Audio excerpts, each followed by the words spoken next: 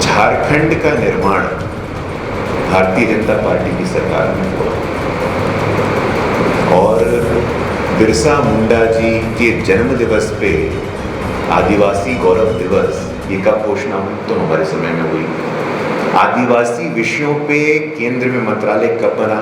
तो भारतीय जनता पार्टी की सरकार में बना। आदिवासी समाज के लिए आयोग कब बना? तो भारतीय जनता पार्टी की सरकार में बना। हमारे आदिवासी समाज के प्रति प्रेम, स्नेह और संवेदनशीलता पे हमें किसी से प्रमाण पत्र लेने की आवश्यकता नहीं है। पहली बार देश के इतिहास में संविधान के सर्वोच्च स्थान पे आदिवासी की बेटी बैठी है, तो अब बैठी है और उसका विरोध किया गया। हम ये भी स्मरण कराना चाहते हैं कि आज जो तथाकथित स्वघोषित दलित आदिवासी समाज की बात करते हैं, मैं तो उनसे प्रश्न चिन्ह करता हूँ, आप बात तो करेंगे लेकिन सत्ता में भागीदारी नहीं देंगे। मैं कहता हूँ राहुल गांधी जी से, तमाम विपक्ष के नेताओं से, आप हमसे बात करिए। छत्तीसगढ़ का मुख्यमंत्री कौन है? आदिवासी समाज से आते हैं। उड़ीसा का मुख्यमंत्री कौन है? आदिवासी समाज से आते हैं। मध्य प्रदेश का उप मुख्यमंत्री कौन है? दलित समाज से आते हैं, जगदीश देवड़ा जी। राजस्थान का उप मुख्यमंत्री कौन है? दलित समाज से आते हैं, प्रेम प्रकाश बैरवा जी। आज ऐतिहासिक स्तर पे केंद्रीय मंत्रिमंडल हो, पार्टी का संगठन हो, तो संस्थानों में भी एक सशक्त, संवेदनशील और सकारात्मक नेतृत्व आदिवासियों को मिला है। तो अब मिला है, जो बात करते हैं वो अपने परिवार से आगे निकलने की साहस नहीं करते हैं, लेकिन हम करके दिखाते हैं। धन्यवाद। भारत की स्थिति और बांग्लादेश की तुलना बता रहे हैं कि हैप्पीनेस इंडेक्स में भारत से कहीं नीचा था, वही स्थिति है, इसको किस रूप में देखा जाना चाहिए? नहीं, देखिए, बिल्कुल एक चिंता का विषय है। सलमान खुर्शीद जी पूर्व में विदेश मंत्री की जिम्मेवारी संभाल चुके हैं, कांग्रेस पार्टी के वरिष्ठ नेता हैं। सलमान खुर्शीद जी ही क्यों, मणिशंकर अय्यर, सज्जन वर्मा, इन्होंने जिस प्रकार की बयानबाजी की है, इसकी जितनी निंदा, इसकी जितनी भर्त्सना की जाए कम है। देखिए, भारत एक लोकतांत्रिक राष्ट्र है और हम संवैधानिक लोकतंत्र होने के बाद सफलतापूर्वक, बहुत लोगों ने पूर्वानुमान किया था कि भारत की ऐसी स्थिति होगी, भारत की वैसी स्थिति होगी, लेकिन आज पूरे विश्व में जहाँ एक ग्लोबल टर्मोइल की स्थिति है, आप रशिया यूक्रेन की बात करिए, आप मिडिल ईस्ट में इजराइल पैलेस्टीन की बात करिए, हमारे नेबरहुड की बात करिए, पूरे विश्व में यदि ग्लोबल कम्युनिटी एक उम्मीद का किरण, एक ब्राइट स्पॉट देख रहा है, तो भारत को देख रहा है और भारत ने करके दिखाया है।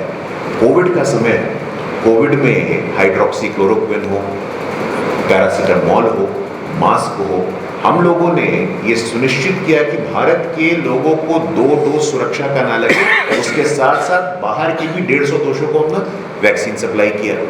G20 का इतना सफल आयोजन हमने देखा है, इंटरनेशनल योगा डे का उदाहरण है। तो पूरे विश्व में इतने उलटफेर, इतने इंस्टेबिलिटी के माहौल में भी यदि पूरी दुनिया अगर कहीं एक उम्मीद की किरण के साथ देख रहा है, तो वो भारत को देख रहा है। और इस प्रकार की बयानबाजी जो सलमान खुर्शीद जी करते हैं, उनका ट्रैक रिकॉर्ड रहा है। कोई सलमान जी ने पहली बार ऐसा बोला, ऐसा नहीं है। आप लोग को स्मरण होगा कि वो विदेशी धरती पे जा करके, पाकिस्तान की धरती पे जाकर के वहां की हुक्मरानों से कहते हैं कि भारत में रजीम चेंज होना चाहिए, आप लोग भी दम लगाइए, हम भी दम लगाएंगे। ये वही सलमान खुर्शीद जी हैं जिन्होंने क्या कहा था बटला हाउस के एनकाउंटर में, कि बटला हाउस में जब एनकाउंटर हो रहा था तो सोनिया गांधी जी के आंखों में आंसू थे।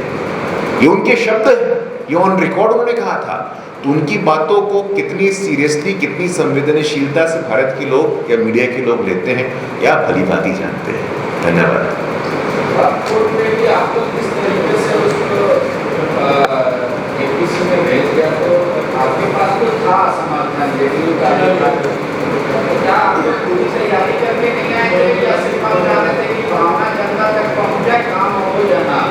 नहीं, देखिए, ऐसा नहीं है। ये जो संशोधन अभी आए हैं वो कॉन्स्टिट्यूशनल है, संविधान प्रदत्त है, समावेशी है। यदि अगर वक्फ बोर्ड के संशोधन में ये कहा जाता है कि महिलाओं को भी प्रवेश इसमें मिलना चाहिए, तो इसमें आपत्ति किस बात से है?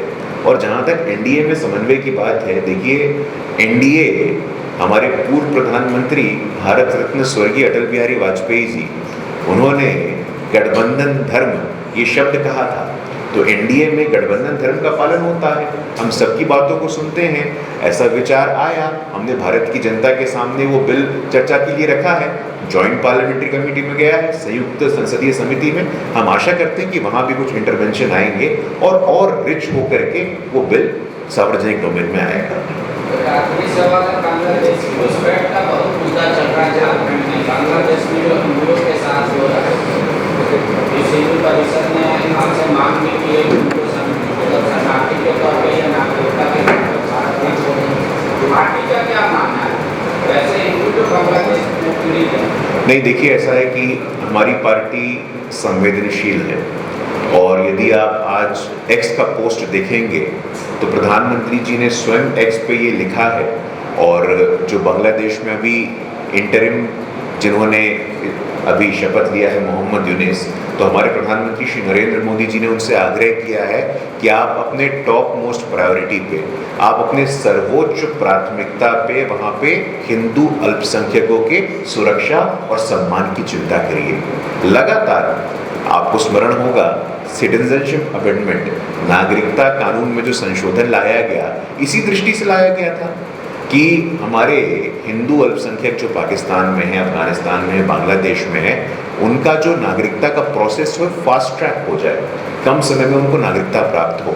और इसमें भी एक मैं विषय आपके संज्ञान में लाना चाहता हूँ, जिन दलों ने इसका विरोध किया था, कौन दल थे? ये तथाकथित सामाजिक न्याय के पुरोधा वाले दल थे। उनके जानकारी में हम देना चाहते हैं कि जो हिंदू अल्पसंख्यक पाकिस्तान, अफगानिस्तान और बांग्लादेश में, वो किस समाज से आते हैं?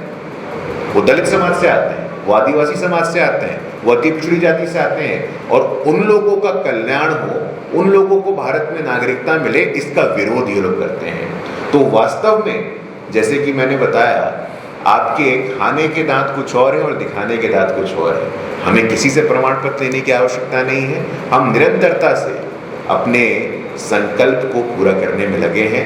प्रधानमंत्री जी का सबका साथ, सबका विकास, सबका विश्वास और सबका प्रयास का जो नारा है, हम हर प्रकार से 140 करोड़ भारतीय और पूरे विश्व में जहाँ जहाँ हिंदू समाज के लोग रहते हैं, हम उनके कल्याण, उनके सुरक्षा और उनके सम्मान की चिंता निरंतर करते रहते हैं।